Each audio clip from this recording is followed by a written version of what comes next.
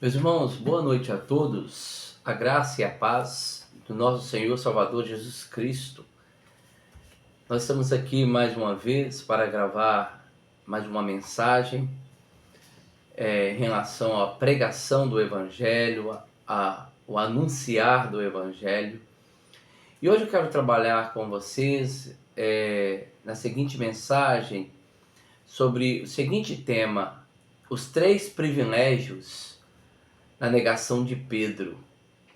E o texto-chave que nós iremos usar é o Evangelho de Jesus Cristo, segundo o relato de Lucas, no capítulo de número 22, do verso 54 ao 62, que diz assim: Então, prendendo, e o levaram e o meteram numa casa do sumo sacerdote, e Pedro seguia de longe. E havendo-se acendido um fogo no meio do pátio, estando todos assentados, assentou Pedro entre eles. E como era certa criada, vendo que estava sentado no fogo, puseram os olhos sobre ele. E disse também estava com ele. Porém ele negou e disse, dizendo: Mulher, não conheço. E um pouco depois, vendo outro, disse: Tu também era um deles. Mas Pedro disse: Homem, não sou. E passando quase uma outra hora, dizendo também: Verdadeiramente estava com ele, pois também era galileu. E Pedro disse: Homem, não sei o que dizes. E logo estando ele ainda falando, cantou o galo. E virando o Senhor os olhos para Pedro, e Pedro lembrou-se das palavras do Senhor, como lhe tinha dito: Antes que o galo cante, hoje me negarás 3 vezes. E saindo Pedro para fora, chorou amargamente. Eu quero falar com vocês sobre esse seguinte tema: os 3 privilégios na negação de Pedro. E você, às vezes, vinculado à sua mente, você pergunta: que privilégio tem aqui dentro desse texto? Eu vou desmiuçar esse texto, trabalhar esse texto, melhor dizendo, para que nós vemos que como Pedro ele é privilegiado, negando a Cristo, ele era privilegiado de uma forma muito contundente. Você tem que entender que a vida espiritual, ela não é exatamente uma vida espiritual, ela não pode ser exatamente algo que uma hora nós estamos bem e outra hora nós estamos mal. A vida espiritual, ela não pode oscilar muitas vezes. Às vezes não podemos viver de uma forma, nós vivemos momentos de alegria e em outra parte nós começamos a viver momentos de tristeza. Momentos que nós, às vezes, resgatamos para a nossa vida muitas conquistas, e quando nós passamos por momentos difíceis, né, momentos catastróficos, nós agora idealizamos que nós estamos passando pelos momentos difíceis da vida. A vida espiritual, ela não pode ser oscilada. A vida espiritual, ela não é exatamente modelada segundo a forma que o homem quer. A vida espiritual, a carreira espiritual, ela é exatamente algo que tem que ser constante na nossa vida. O grande problema hoje é que nós olhamos principalmente muitos cristãos, o corpo de muitos cristãos, e vemos essa oscilação acontecer. Quando nós estamos alcançando grandes fatos, grandes conquistas aqui nessa terra, nós estamos vivendo o ápice da nossa vida espiritual. Então, conquistamos cargos dentro da igreja, funções, conquistamos vida material robusta, nós começamos a conquistar coisas que nós idealizamos, e isso começa a vir à tona. Então, todo tipo de coisa, morar no melhor bairro, adquirir o melhor carro, ter o melhor emprego, viver a melhor carreira profissional, encontrar o casamento dos sonhos. Nós começamos a viver essas coisas. E assim, a nossa vida espiritual, ela fica num ponto alto, porque estamos vivendo essas coisas.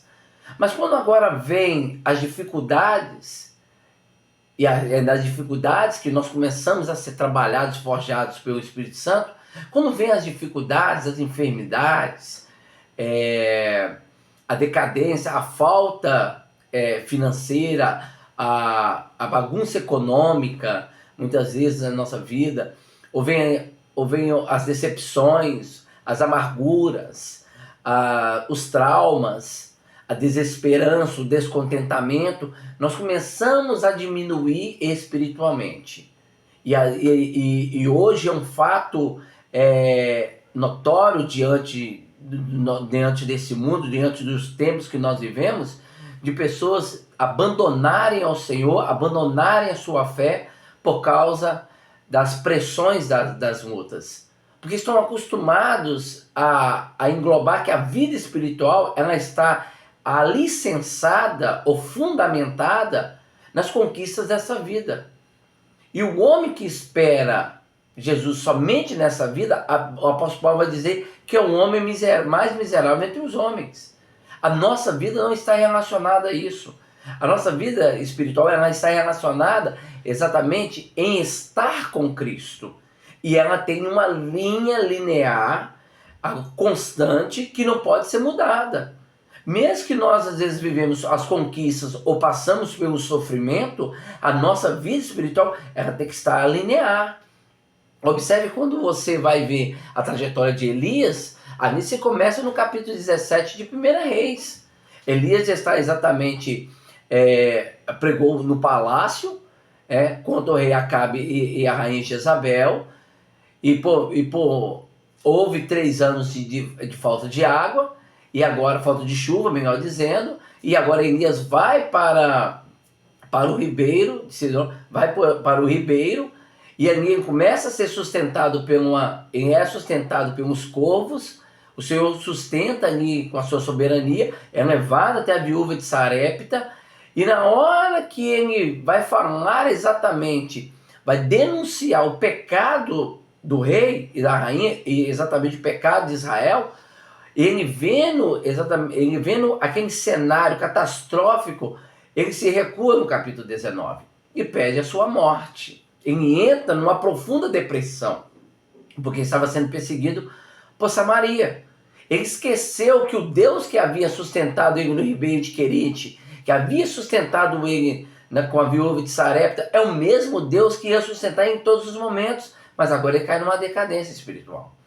Observe que a nossa vida espiritual de hoje, muitas vezes, ela tem sido relacionada dessa forma, porque nós nos frustramos. Meus queridos, o que nós temos de crentes, de cristãos que se professam ser cristãos e que dizem que são cristãos, que verdadeiramente aceitaram Jesus como Salvador, que são crentes bibelôs, são milhares de pessoas, são muitos, e pessoas mimadas, que quando não alcançam os objetivos das suas vidas, fecham a cara, começam a murmurar e acham que Deus abandonou. Desculpa, querido, a vida espiritual é uma vida de sofrimento. A vida espiritual não é uma vida somente de abundância, porque o resultado do sofrimento que nós passamos aqui na terra, ele se resulta em estar com Cristo na glória. Então nós temos que parar de entender ou de compreender que a vida espiritual ela não pode ficar oscilando, de uma hora está bem, de outra hora está mal. Ela tem que ser numa linha constante, tem que ser linear. É assim que a Bíblia nos ensina. Seja constante em todos os momentos. E a gente parar de ser esses cristãos que não pode ouvir nada, ou não pode ver, não pode passar por nada, que começa a desistir da fé, ou começa a murmurar. Isso é cristão ridículo. Você não nasceu de novo, querido. Você não foi regenerado. O Espírito Santo não operou a salvação na sua vida. Você não se converteu. Então, por isso que é importante nós entendermos isso, que a vida espiritual ela não pode oscilar. Eu quero te dizer que o texto que nós lemos, eu vou trabalhar aqui com vocês 3 privilégios. E por que eu vou trabalhar 3 privilégios? Porque eu quero te falar, a guia de introdução, que a vida espiritual é algo extraordinário. Quando nós temos uma vida com Deus, quando nós estamos relacionados verdadeiramente com Deus, meus irmãos, isso é glorioso, isso é majestoso. Nós não nos abatemos com nada. Nós não temos olhos altivos em nada. A única coisa que nós queremos viver é viver para Cristo e pregar o Evangelho. É a única coisa que... Porque quando nós nos preocupamos com essas coisas, quando nos preocupamos em agradar a Deus, viver uma vida com Deus, ter uma comunhão com Cristo, pregar o Evangelho de Cristo e ser usado pelo Espírito Santo, meu irmão, as outras coisas vão se acrescentando. Não da sua forma, mas da forma que o Senhor quer. Você imagina uma coisa com você, vou te dar um exemplo. Imagine comigo uma coisa. Imagine que você vai numa concessionária de concessionária de carros. Você chega na concessionária e chega ali e você tem a oportunidade ali de ver um carro extremamente que era dos seus sonhos. Extremamente era dos seus sonhos. Mas ali aquele carro, ele iria quando você financiasse, ele iria te apertar em alguma coisa. Mas você vê um carro mais simples ali. E você literalmente logo observa que aquele carro iria trazer umas dificuldades para você financeira, mas o outro estaria dentro do seu orçamento. Então você agora decide, não, eu quero esse carro aqui, que é o carro dos meus sonhos, é o carro que está diante dos meus olhos. Mesmo que eu passe o aperto, mesmo que eu passe as dificuldades, mas eu vou tentar obter ele. Então você vai lá e faz a compra. No momento que você começa a viver todos os seus sonhos, todas as suas realizações, aquilo começa a te trazer uma dificuldade. Você começa a viver uma bola de neve na sua vida. E você vai observar que quando você está dentro do fundo do poço, vivendo as dificuldades da vida, você entende que o que foi feito foi a sua vontade, não foi a vontade de Deus. Porque se você tivesse obtido o carro que estava dentro do seu orçamento, daquilo que o Senhor havia te condicionado a ter, você não tinha passado as dificuldades. É exatamente o que acontece. Nós deixamos, às vezes, de fazer a vontade do Senhor e passamos dificuldades, porque passamos a fazer a nossa vontade. Meus irmãos, olha como que é privilegioso nós entendemos que fazer a vontade de Deus é glorioso, é majestoso. Nós não precisamos de mais nada, só de servir ao Senhor, só de ter ao Senhor. Porque ter ao Senhor é a única coisa, meu irmão, que nós precisamos ter, a suficiência das Escrituras. O Evangelho, o sacro Evangelho, anunciar o genuíno Evangelho. É a única coisa que nós precisamos. As outras coisas o Senhor vai acrescentando da forma que Ele quer. Por isso é glorioso. Mas eu quero tratar com vocês aqui 3 privilégios que está aqui na negação de Pedro. E esses 3 privilégios nos trazem exatamente um constrangimento de verdadeiramente ser cristão. Será que verdadeiramente nós temos sido cristãos fiéis? Será que verdadeiramente nós temos sido cristãos genuínos? Então, assim, Pedro vai nos mostrar aqui 3 privilégios que eu poderia mostrar outros, mas eu vou me manter nesses 3 privilégios que eu quero destacar com vocês. E o primeiro privilégio aqui está no capítulo de número 54 e 55, 54 e 55, 56, que diz assim: então prendendo, levaram e meteram na casa do sumo sacerdote, e Pedro seguiu de longe. E havendo acendido a fogueira no meio do pátio, estavam todos assentados, e assentou Pedro entre eles. E como uma certa criada, vendo estar assentado ao fogo, puseram os olhos nele e disse: esse também estava com ele. Observe essa frase aqui: este também estava com ele. A primeira coisa que eu quero que você entenda nesse texto aqui, a primeira coisa que eu quero que você entenda nesse texto, é que muitas vezes quando esse texto é pregado, ele sempre é pregado da forma destacando a negação de Pedro. Pedro negando a Jesus. É a primeira coisa que se destaca. Mas o que eu quero destacar aqui nesse texto, e o primeiro privilégio que eu quero destacar, é aquilo que exatamente o que a criada fala com Pedro. Exatamente o que ela testemunha, ou que aquilo que ela tinha visto em relação a Pedro. E ela diz assim para ele: este também estava com ele. Observe comigo, meus queridos. Ela observa, ela vê que Pedro estava com Cristo, estava com ele. Então veja, olha, observe como era glorioso, como era privilegiado Pedro de estar com Jesus, ao lado do Senhor. Observe que aqui ela destaca algo que ela tinha visto, que Pedro às vezes não enxergou, mas ela enxergou que ele estava com ele, que estava com Cristo. Quer dizer então aqui que Pedro se relacionava com Cristo, que Pedro ouvia os seus ensinamentos, que Pedro ouvia a sua doutrina, que Pedro via os seus milagres, os seus sinais, os seus prodígios. Aonde Jesus estava, Pedro ali estava. Então observe que Pedro, tudo estava patente aos seus olhos. Se Jesus ia para Galiléia, se ia para a Judéia, se ia para Cafarnaum, se ia para Jericó, aonde Jesus estava, Pedro estava ali, estava com ele. E as pessoas que estavam ao redor, as pessoas pagãs, aquelas que não tinham experiência, viam isso, que Pedro estava com ele, estava perto dele, se relacionava com ele, ouvia a voz dele, dialogava com ele. Olha o privilégio que Pedro estava vivendo dentro desse contexto. É um privilégio extraordinário. É algo que Pedro jamais poderia viver na sua vida, em toda a sua trajetória. Ele não viu nenhuma experiência dessa quando ele navegava no mar de Genezaré, de Tiberia, no mar da Galileia, pescando os peixes, de maneira nenhuma. Pedro estava vivendo o ápice da sua vida. E é nesse ponto que eu quero destacar esse privilégio. Esse privilégio, meus irmãos, ele se repete em nós.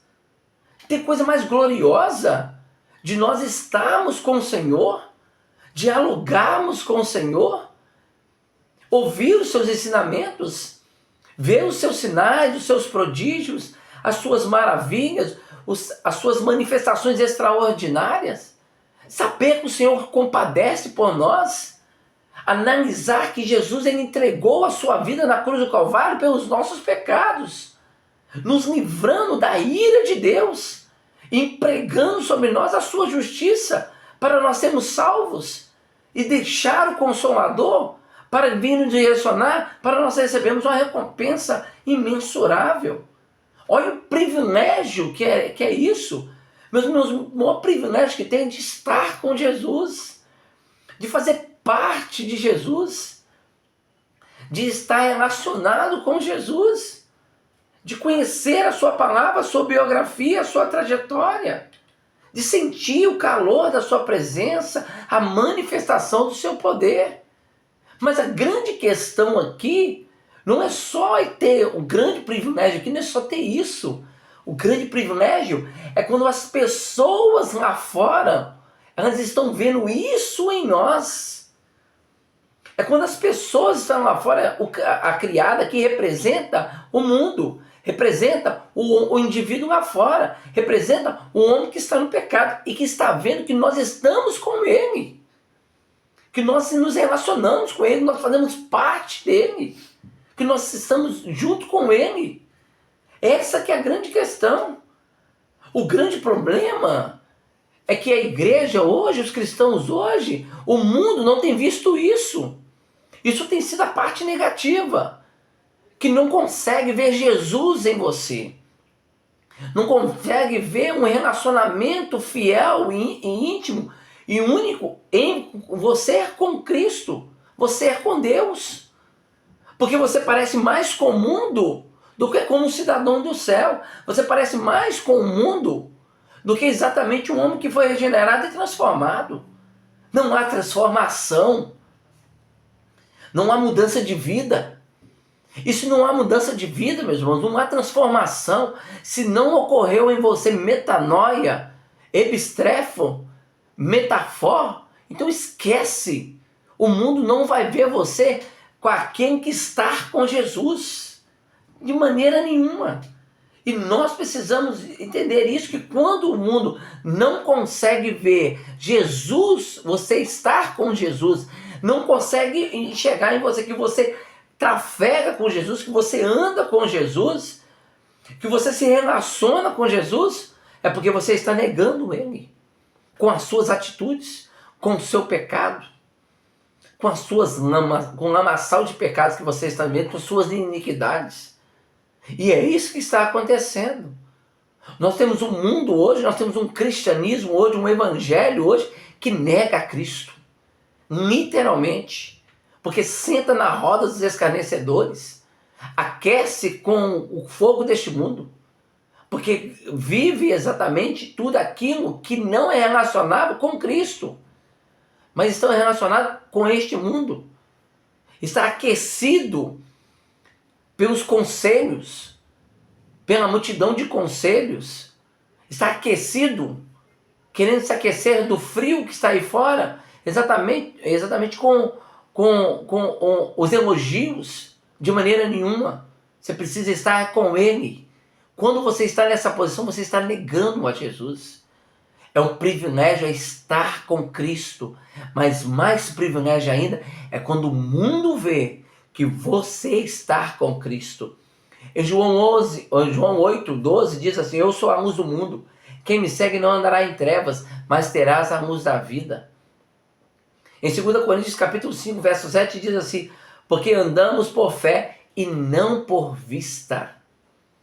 Em 1 João, primeira epístola de João, capítulo 1, verso 7, se andarmos na luz como na luz ele está, temos comunhão uns com os outros, e o sangue de Jesus, o seu Filho, nos purifica de todo pecado. Efésios 5:2, andai em amor como também Cristo vos amou e se entregou por vós. Mas aqui em Miqueias capítulo 6, verso 8 diz assim: quem pratiques a justiça, ames a misericórdia, andes humildemente com o teu Deus. Sabe por quê, meus irmãos? Porque o maior privilégio para nós é estar com Ele. O maior privilégio para nós é relacionar com Ele. Observe comigo no segundo ponto aqui, no segundo privilégio que eu quero falar com vocês. O segundo privilégio aqui, ele nos fala exatamente aqui no verso de número 57, que diz assim: porém ele negou, dizendo: mulher, não vos conheço. E um pouco depois, vendo outro, disse: tu também é dele, tu também é deles. A primeira parte que ele diz aqui no verso de baixo vai dizer que estava com ele. No segundo privilégio vai dizer que também era deles. Ou que está dizendo aqui, aquele outro homem que viu Pedro, que está dizendo assim: você faz parte deles. Observe aqui que agora ele usa a palavra dentro do plural. Dentro do plural. É uma palavra do sistema, dentro do sistema coletivo. Ele não usa uma palavra no sentido singular, mas coletivo. É deles. Aqui agora Pedro está ouvindo que ele faz parte de um povo. Ele faz parte de uma igreja. Ele faz parte daqueles que Jesus havia chamado. E aqui ele vai dizer exatamente um privilégio glorioso. Sabe qual que é o privilégio glorioso? De fazer parte da igreja de Cristo. De fazer parte do povo de Deus. De termos uma identidade. E essa identidade que nós temos, essa identidade é Cristo. E ele vai dizer que aqui ele está exatamente falando isso. Nós temos que entender que Pedro aqui estava agora sendo relacionado. Você não é somente dele, mas você faz parte do povo dele, você faz parte da igreja dele, você faz parte dos seios da sua intimidade. Olha para você ver. Você não é só dele, mas você é direcionado por ele, conduzido por ele, levado por ele, direcionado por ele. A autoridade e a soberania dele está sobre você. Observe que privilégio glorioso que Pedro vivia. Observe que algo majestoso, exuberante que Pedro vivia. E isso, Pedro estava testemunhando isso. Os homens lá fora, o homem lá fora estava vendo isso, que ele fazia parte de um povo. E que esse povo não era um povo corrupto, mas era um povo que foi lavado, que foi remido, que foi transformado pelo poder do Espírito Santo. Que houve nele algo genuíno, era um novo homem, é uma nova criatura. Por quê? Porque fazia parte de um povo, fazia parte da noiva, fazia parte da esposa de Cristo. E foi visto isso. Isso, se nós formos olhar dentro desse texto, segundo privilégio, fazer parte do povo de Deus, fazer parte da igreja, é algo maravilhoso. Não, fazer parte do povo de Deus, meus irmãos, e ser visto por isso é algo extraordinário. Nós fazemos parte de um povo. O Senhor nos separou. O Senhor, Ele nos colocou num patamar distinto. Esse aqui está falando de um povo santo. De um povo que o Senhor, Ele separou para ser seu, zeloso e de boas obras. Ele não separou um povo simplesmente só para dizer que ele tinha um povo. Não, ele separou um povo para adorar o seu nome, para glorificar o seu nome, para exaltar o seu nome, para falar a tua palavra, para testemunhar a tua palavra, para testemunhar as suas obras, para anunciar que Jesus Cristo é Senhor, para levar a mensagem do Evangelho, para pregar as Escrituras, para mostrar ao mundo, para ser representante de Cristo aqui na terra. Ele separou um povo para isso e você faz parte disso.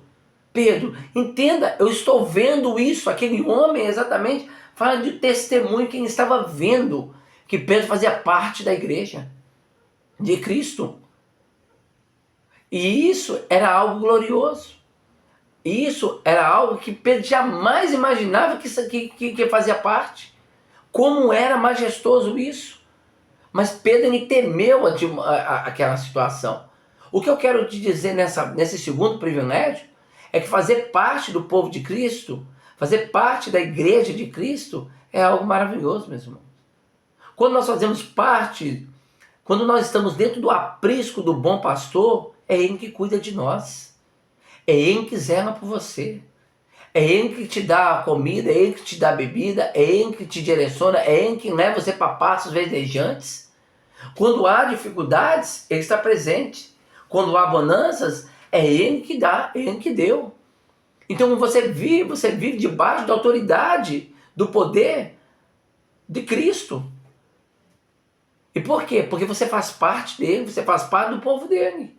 Ele te separou para isso. Para você ser santo, repreensível. Mas o que eu quero dizer aqui, que muitos que confessam ser parte da igreja de Cristo, não têm sido parte da igreja de Cristo. Porque muitos que confessam ser da igreja de Cristo, não têm sido da igreja de Cristo. E por que isso? Porque são fatos e evidências que têm sido postas à mesa. Pessoas que vivem um evangelho distorcido. Quando você vive um evangelho distorcido, um evangelho prostituído, pragmático, liberalista, isso não é o evangelho de Cristo. E é exatamente o que esse evangelho está sendo propagado aí fora. Uma cultura caída, fatos às vezes humanista, onde a única coisa que está sendo colocada, posto, é a performance do homem. Desculpe, isso não faz parte da igreja de Cristo. E como nós iremos testemunhar para o mundo se nós estamos vivendo desse jeito? Onde as famílias estão sendo destruídas, onde os filhos estão sendo levados nas drogas, na prostituição. ou muitas vezes sendo ludibriados pelos falsos profetas. Aonde que nós vemos a Igreja de Cristo ter essa forma? De maneira nenhuma. A Igreja de Cristo, ela representa Cristo aqui nessa terra. E ela testemunha desse Cristo.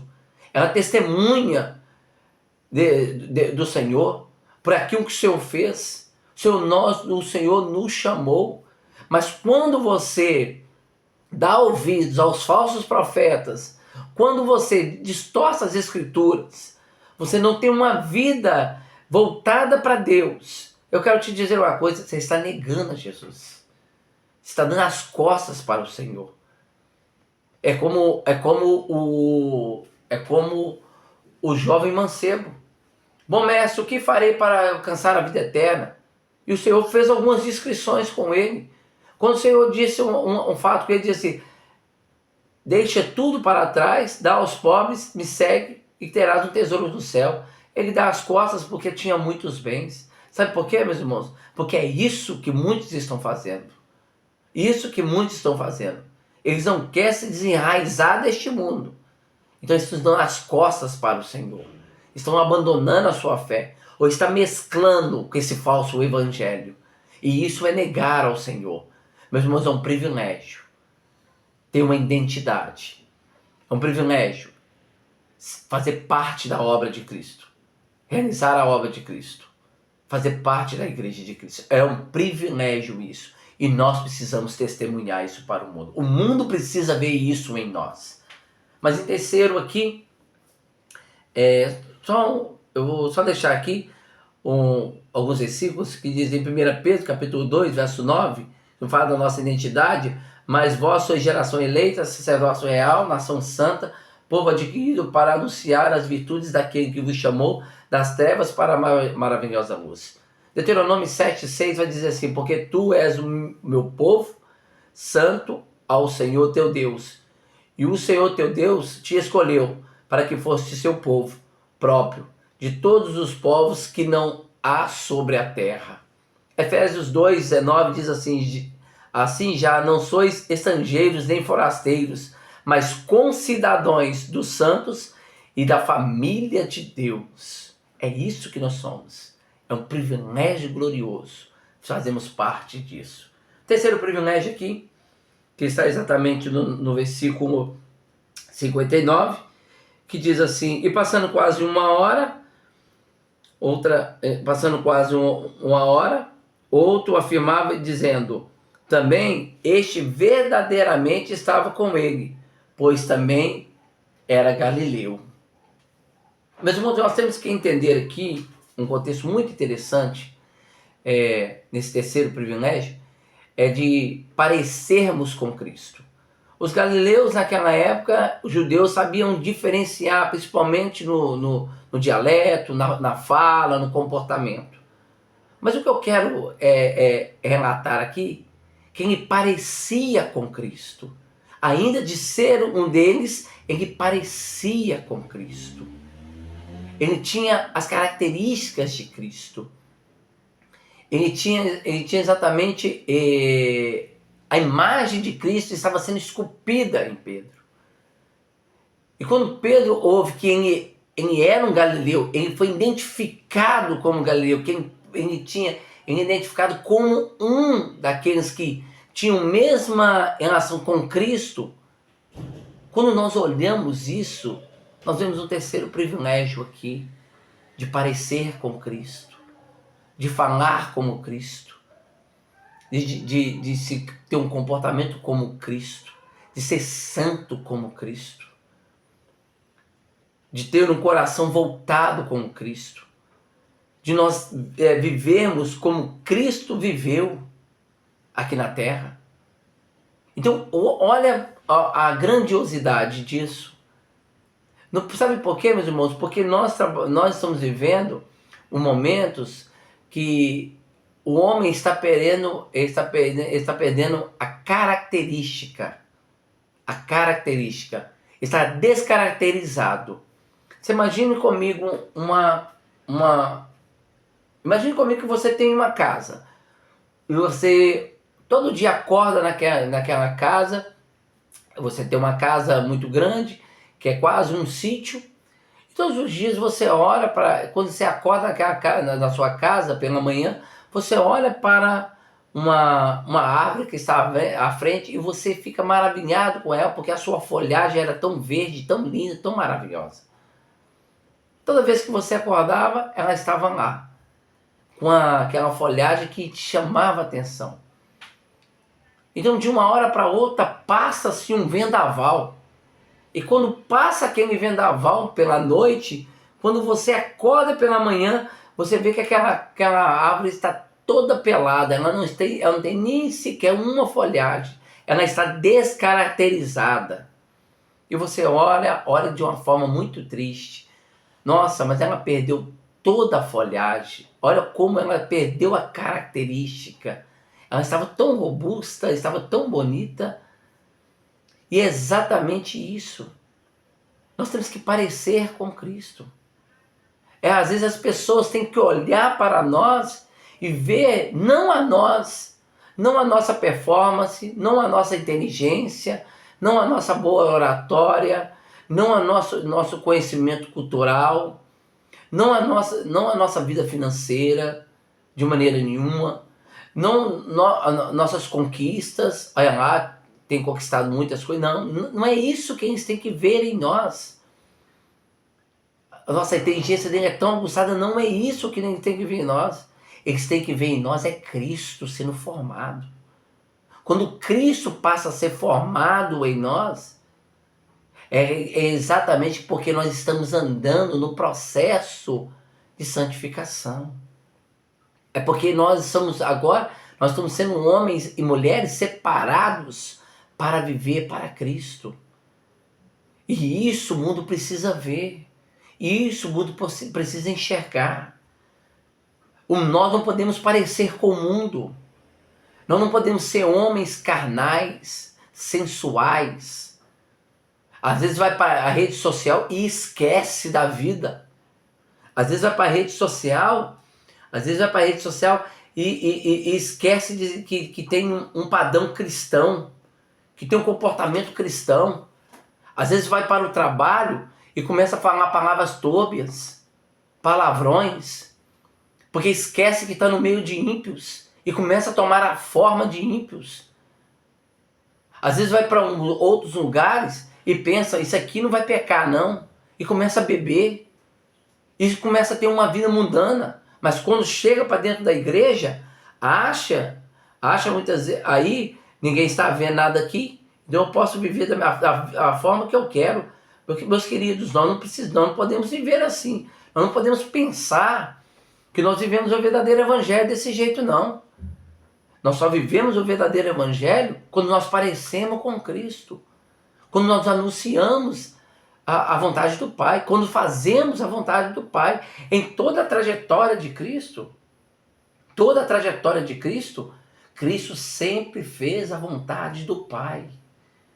A vontade do Pai vinha em primeiro lugar. E nós temos que entender que nós somos escravos de Cristo. Qual que é o grande prazer de um escravo fazer? Qual que é o grande prazer de um escravo em executar algo? É fazer exatamente a vontade do seu Senhor. Nós somos doulos, nós somos servos, escravos de Cristo. É fazer a sua vontade e é parecer com Ele. Porque nós não podemos, às vezes, ter atitudes e pensarmos que estamos vivendo com Cristo e parecer com o mundo. De maneira nenhuma. Observe uma coisa em 2 Coríntios, capítulo 3, verso 18. Mas todos nós, com rostos encobertos, refletimos como um espelho a glória do Senhor. Somos transformados de glória em glória, na mesma imagem como pelo Espírito do Senhor.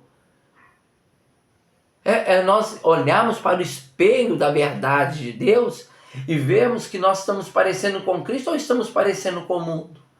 Se nós estamos parecendo com o mundo e não estamos parecendo com Cristo, nós estamos negando ao Senhor. Nós estamos negando tudo que Ele faz. Tudo que Ele faz.